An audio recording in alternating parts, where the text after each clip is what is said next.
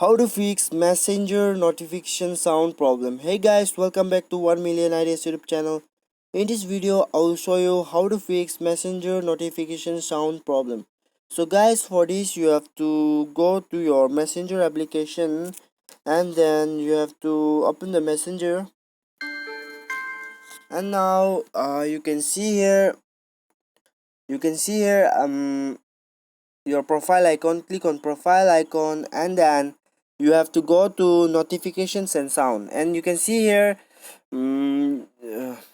some permission, so you have to allow this permission and then go back to your menu and then now go to your phone settings and then go to install app or app manager. Now you have to search for messenger. Here is it. Click on messenger and then you can see here notification. Click on notifications and then you can see here sound.